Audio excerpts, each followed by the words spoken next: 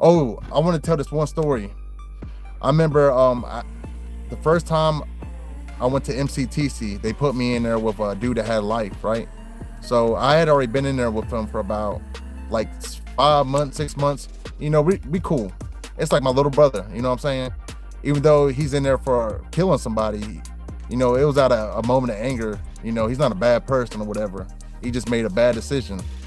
And you know, we got close. We talked and shit all the time. You know, you're in a cell all alone with this person. You're gonna get to know him.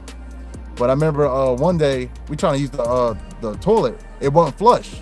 You know what I'm saying? It backed up. So we called the CO, the correctional officer. We told him, we said, we having a problem with our toilet. They end up calling a plumber, and usually it's other inmates. They do the plumbing and stuff. They finally get up there, and me and my cellie, we're outside of the cell in the hallway where the other rows of cells are. We sitting there talking to the CO. We sitting out there joking around and stuff, you know, just making small talk while we waiting, while they in there fixing the toilet. We don't know what's going on in there. Anyways, the plumber, he calls the correctional officer, and he's like, hey, come here real quick. So we didn't think nothing wrong happened, you know what I'm saying? The correctional officer comes back out. He was just joking with us, smiling, doing all that. Man, he comes out and he's got this serious ass look on his face. He's like, turn around right now. And so we're like, what the hell happened? We turned around, he put us in handcuffs, me and my cellie. And he took me, we had these showers there was showers at the top of the tier, and there were showers at the bottom. And they had like these little cages you can close. And he put me in handcuffs and put me in the top shower and put my cellie in the bottom shower. And we're like, what the hell happened? What the hell we do? And I'm sitting there yelling at my cellie. I'm like, yo, what happened? Did they find something or something? Did you have something out? We didn't know what was going on. Anyways, I guess he called his sergeant down there or something. Somebody that had a little bit higher ranking than him.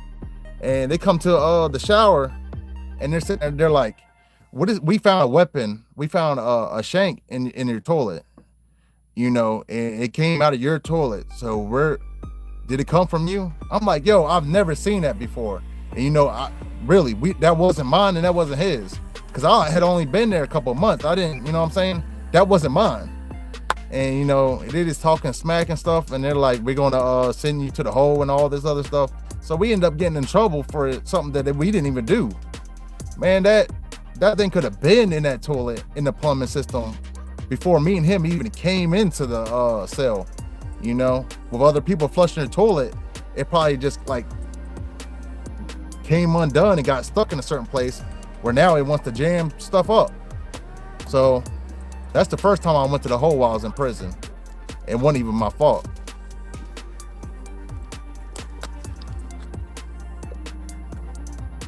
Them inmates set you up. Nah, see, it wasn't really a setup. It's like this. If they do random cell searches, like the search team, they might come in onto the tier and start popping cell doors open, and they'll be like, get out of here, take off your clothes, you be in your boxers, and they'll be patting you down, and they'll just do random cell searches. Somebody might have wrote on a kite, hey, this cell has got a phone in it, this cell's got drugs, this guy's doing this. You got people that snitching there. So if they come onto the tier, people, if they have weapons or whatever, they hurry up and flush them in the toilet. That's where you flush everything in, because long as it's not in your cell, you won't get in trouble. Like if I have something and I throw it out on the cell, out of the cell door, long as it's not in my cell, I won't get in trouble. But if you get caught with a weapon, that's a year added onto your sentence, just getting caught with it.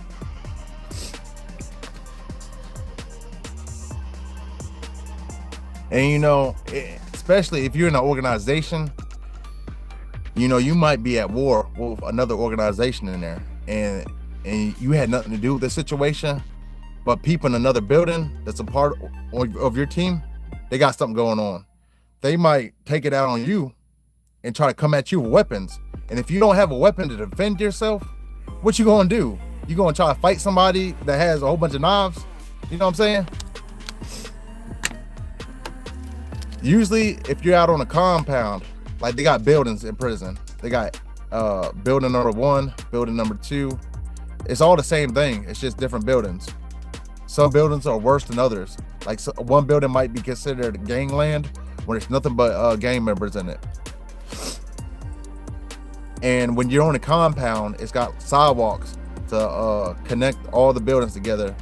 They connect the Chow, where you go to eat at, the administration up there where the COs are and all that. And basically you can't be out on a compound without a slip. They used to call it a ducat, but down here we were calling it something else. It was like a slip you get early in the morning. It'd be like, you got Bible study at this time, and, you know, you'll take that and you'll go to your Bible study, and your CO might stop you, like, hey, let me see your ducat. You gotta show them. If you out there and you don't got one of those, you go straight to the hole. You can't just be out there walking around. You gotta have like a slip, kind of like at school. You know, when you're in school and you gotta go to the bathroom, you need a hall pass. It's like the same thing. You know, you can't be out there walking around unless you got a pass. Basically, it's the same thing. Like, do you really want to live like that? So they got sidewalks, and they got grass outside the sidewalk. You're never supposed to walk in the grass at all. Never. So if you see somebody running through the grass, that means they're usually getting attacked. You know, they're running for their life. Man, that's the only time you'll see somebody running in the grass, because you usually get sent to the hole for that too. But usually when people are getting attacked out there, they'll run out in the grass, because as soon as the COs see that, they're calling in the code, and everybody's coming out of the buildings running. And that's how it is. If we're in building A and in building 2 or whatever, somebody got stabbed up there, everybody in all the other buildings, they'll lock us down. They'll be like, get to your cells, and all the other COs will take off, and they'll be running to that spot where it happened at. Sometimes they won't lock us down. Sometimes, you know, you'll just see COs running.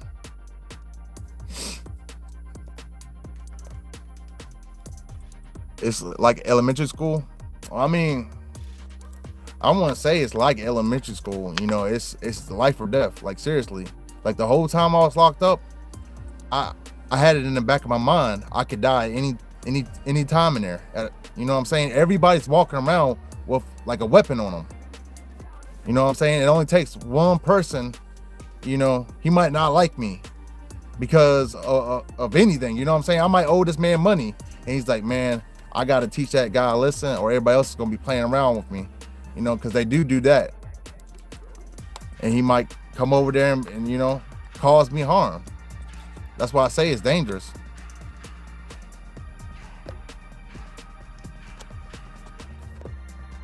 During a shakedown, they would turn off all the water. Yeah, they do that at some places. But at this place, they didn't do that. Thankfully, they didn't. You know what I'm saying? Because a lot of people would have been getting caught. A matter of fact, one time, my cellie, he woke me up. I didn't even hear them come into the cell. No, not the cell. They came into the pod. The dude, his name is Bones. Thank you for that gift. He woke me up. So I had to hurry up and get my weapon. And I went over there by the toilet. And I was sitting there. I had the weapon in the toilet. And I had my finger on the flushing. You know what I'm saying? And if my cell, because when they open your cell door, it like makes this loud sound. And it takes a minute for it to open. You know what I'm saying? You could tell it's about to open. And, you know, I didn't want to flush it unless I had to. Because getting a weapon in there is hard. You know what I'm saying? You gotta pay for it. Sometimes you might have to pay for it in the commissary, or you have to find the materials, and it's hard to. But you don't want to get caught without it. You know what I'm saying? But you don't really want to live like that, so don't even go to prison in the first place. But yeah, they opened my cell and I flushed it real quick. And the CO came in there and they were like, yeah, they must have had something because he just flushed something. Good. I didn't want to do all that paperwork anyways. That's what he said. Because they got to do paperwork every time they send us to the hole and shit. Yeah, it makes a loud click. And how is the background hilarious, Joe? I want to know that. It's a damn hallway leading to the outside. How is that hilarious? Like, I don't get it, yo. It's a hallway leading to the outside. Is it hilarious just because it's a green screen? What level are you in? I was in a medium. When you in prison, you the higher the level is, the less privileges you got. Like at the very top, at the max, level 5 and stuff, you in your cell all day. Thank you for that $1.99. Would you ever become a CO? No, hell no. I couldn't though. I don't think I could. But I wouldn't want to anyways. I think if you've been in prison, I don't think you become a CO. I don't know how that works. But I wouldn't want to, personally, because, you know, I got a lot of people still locked up in there, and, you know, it wouldn't look good on me. It wouldn't. But, you know, if that's the kind of job you want, I wouldn't put it down. You know, it's just if you be a CO, you gotta be on man time. You gotta show people respect. Don't go in there like trying to like treat people wrong. You can't look at everybody as cattle. You know what I'm saying? It might be a prison, but not everybody in there is in there for a bad crime. You know what I'm saying? You can't categorize everybody. Rick Ross, I don't know about that. I heard he was a CO. You know, we had COs that would come in there and they would be assholes for no reason. You know what I'm saying? And a lot of inmates be like, yo, he must be having a hard time with his girl at the house. He's bringing it to the prison. He's bringing family issues, you know, and taking it out on us. That's how they felt. And, you know, I've seen inmates attack COs. I seen this one time. I was in the hole, and the CO was arguing with somebody. The cell door was closed. They had the little slot open. That little slot where you put the key in and they put your tray. The inmate was all the way down there. He had his hand out of the slot like this. Like he wouldn't bring his hand in, and the CO was like, put your hand in there so I close the slot. He was arguing with him because the CO cannot leave unless that slot's closed. So the inmate, he wanted something. I don't know what he wanted. I don't remember. But anyways, the CO got all the way down there to his level, and the guy, he slapped the shit out of the CO. I'm not even joking. He slapped the shit out of the CO. Man, that CO got on that radio. They came in there, opened that cell, and they beat the shit out that dude. Like bad. They beat the shit out that guy. I seen that. You know, I don't know. You know, you go hit that dude, you know, he's gonna get some payback.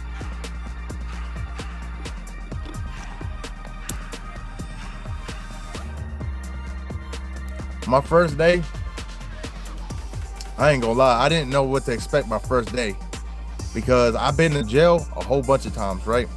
But I ain't never been to prison. I always got lucky. But this last time I went, man, they told me I hired a lawyer for like $10,000, and the lawyer's telling me the whole time, when we go to court, we're gonna get the judge to give you some time served. We're gonna get you out of here. You know, you're not even gonna see prison. Man, it got to the day of where we had to take a plea deal or whatever, or take it to trial, and they told me, they're not budging. You're gonna have to do this prison time. They wanted to give you like 20 years, but I talked them down to this amount of time. That's what he played it off like that.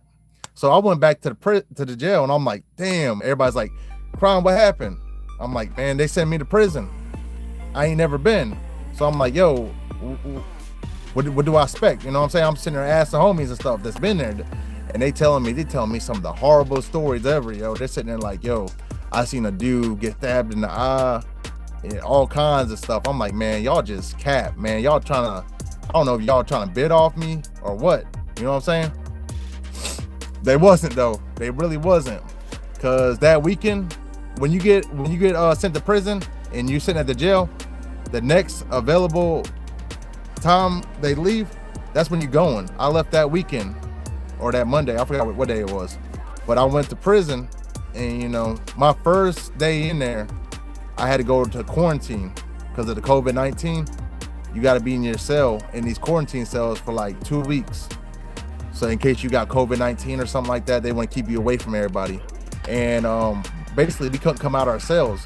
So, you know, I'm nervous, I ain't gonna lie, because I didn't know what to expect. But they called Chow, and me and my cellie, we went to the window, and we could see the sidewalk from the entrance to the building all the way to Chow, where they walking. We out there looking out the window, and we see Everybody starts pouring out the building. Just everybody. It's like, it looks like an army. Just everybody. The whole sidewalk fills up with inmates. And we see a group of inmates. They walking in groups. You know, come to find out, that's gangs. When you in a gang, you gotta walk with your people. That's how they protect one another. Like, you might have the Bloods walking all huddled up together, and then behind them might be the Crips walking. But we seen the Muslims and the Bloods. There was like, they started fighting. Not everybody. It was like 5 people. It was like 3 Bloods and it was like 5 Muslims, and they had weapons. And man, they were like chopping each other up. It looked like somebody went over there and threw Kool-Aid, because they had white shirts and gray sweatpants. It looks like somebody went over there and threw Kool-Aid, red Kool-Aid, all over his shirt. Like, this guy was bleeding everywhere. That was my first day in there. I seen this my first day. Man, that shit scared the shit out of me. I ain't gonna lie. I was like, hell no. I was like, man, I gotta call my mom and tell her I love her, because I might not make it home. Like, this is my first day. I was like, damn, all them stories everybody told me was true. Man, I ain't gonna lie. It was crazy. But I come to learn, long as you got respect, if you got respect in your name, everybody's gonna treat you with respect. That's the main thing. As long as you don't try to do no slime ball stuff, you know what I'm saying, you're gonna be good. Nah, you don't have to join a gang. You really don't. I seen, if somebody's not in a gang, they're called a civilian. That's what you are. You're a civilian. They even use that term here on the outside. You hear street people say, oh, he was a civilian. They're talking about somebody that's not in a gang. You know what I'm saying? And I've seen people, you know, not in a gang, and you know, they're well respected. You can, long as you act like a man, and you know, if a situation presents itself to you and you treat it, you know what I'm saying, you stand 10 toes down, you don't let no punk stuff slide, you be good. But you know, you might be up against a whole like 7 people. What are you gonna do? Walk down a different hallway. What kind of hallway you want to walk down? You know, I was trying to walk down, I was coming from the darkness and I'm walking out there towards freedom. That was my hallway. And you know, I'm finally out here. I made it. And, you know, but I seen a lot of people not make it. Like when I was in the jail, somebody smuggled in a lot of fentanyl, Fetty. They smuggled it in and they were selling it on the jail tier. And people were ODing, because a lot of people, they do drugs because they want to escape. They don't want to be in jail. They want to escape. And this one dude, he died from that. He died. He didn't even get to go home.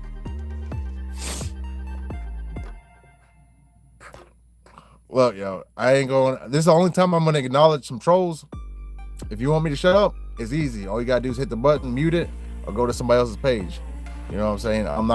That's the only time I'm gonna respond to the trolling. You know what I'm saying? I don't come on here to get paid for this or nothing like that. It's just, I've seen so many people go to jail because they were following somebody. You know, they were following a fool.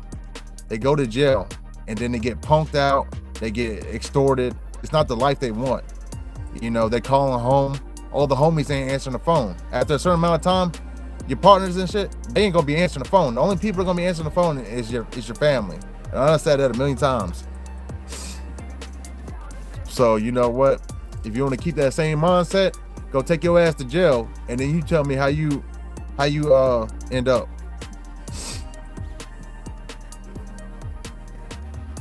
That's real life stuff for real, man. Like I don't like seeing that. You know, when I was in there, I didn't like seeing people get hurt. You know what I'm saying? I'm not really a violent person like that. You know what I'm saying? Where it brings me enjoyment watching other people in misery. I don't like that kind of stuff. You know what I'm saying? And in jail and prison, there's a lot of that, because you got people down on their luck and they're preying off of other people. I want my child or my kid or y'all's kid to end up in there, you know what I'm saying? Because when you're in there alone. You don't have nobody to hold your back.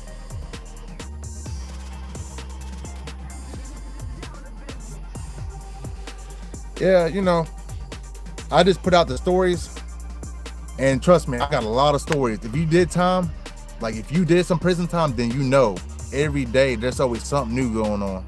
You know what I'm saying? I got all my stories, and then I got all the stuff that I seen. I got all the stuff I heard about. You know what I'm saying? I'm putting all that on here, yo. And it's all it's got a mess. Everything's got a lesson. Every story has a lesson to it. You know what I'm saying? If the person wasn't living right, that's what ended up making it a story. And somebody can learn from that. You know what I'm saying? I made a lot of mistakes, and that's what made me into the man I am today. You know what I'm saying? If I didn't go through all of the pain and stuff in prison, then I wouldn't be who I am today, because the mistakes I learned from them. You know, when I went in there talking big and bad, and I got my jaw broke, I learned from that. You know what I'm saying?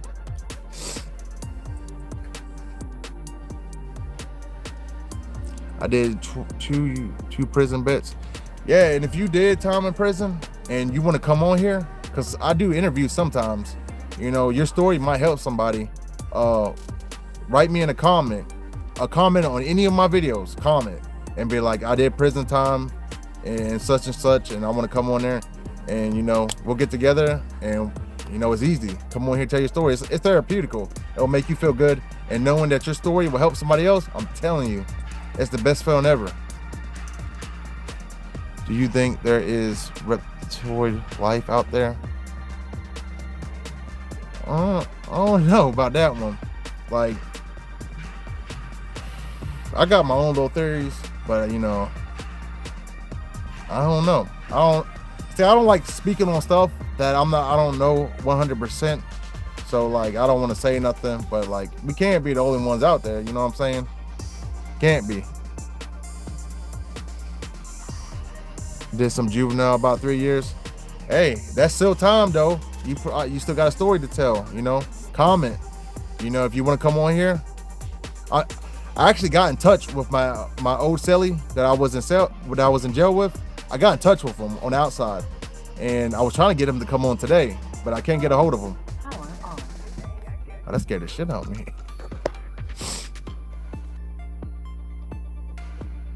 Thank you, I appreciate that. Yeah, but just comment on any video. You know, say you want to come on and tell your story, and we'll set it up whenever you're free. But yeah, everything is like it's like playing chess in there. You can't go in there playing checkers at all.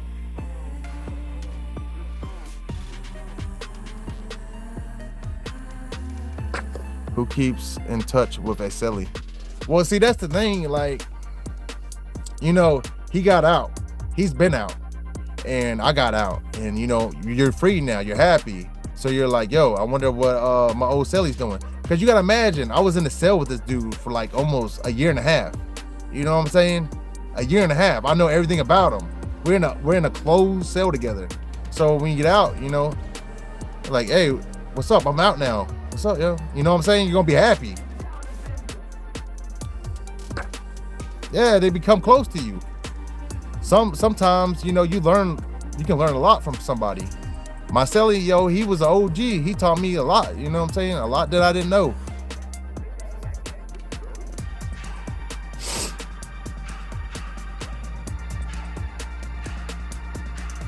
Yeah, that's another thing too. Some people, you know, not everybody in there is guilty. There's some innocent people. You know, the justice system is not 100% right. You know what I'm saying? There are some innocent people that slip through the cracks. And that was, you know, but you can't go in there and be like, hey, who's innocent? Everybody's gonna be like, yeah, me. You know what I'm saying? Everybody's gonna be saying that. That's what I used to hear all the time. I don't even know why I'm in here. I didn't do nothing wrong. You know, you're gonna hear that a lot.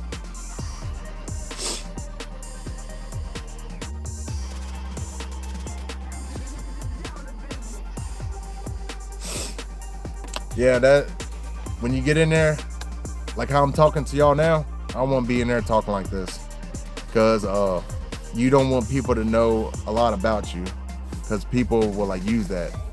Like for instance, I told my one cellie, the one I got into it with, he was a BGF. I hurt my leg. I got in a car accident, and I had surgery on my one leg, and I told him about it. He didn't know. And you know, when we got to arguing one day, he was like, he was gonna come after my leg. You know what I'm saying? We squaring up, and he's sitting there like, I'll come over there and grab your leg and fuck you up. He knew I gave him my weakness, and that was dumb. That was dumb on my part. You know what I'm saying? So you don't want to tell people something that can come back and bite you in the ass. And also giving people like information about like your family and stuff. Yeah, that's bad. Cause I've seen people, like, you're in a cell with somebody and you get in trouble and get sent to the hole, and they know your family's number. Man, while you're in the hole, they know you can't get to them. So they'll call your family and they'll make up something. They'll be like, hey, your boyfriend went to the hole. He told me to tell you to send a cash app with like all of his money, send it to here. I've seen that happen. You know what I'm saying?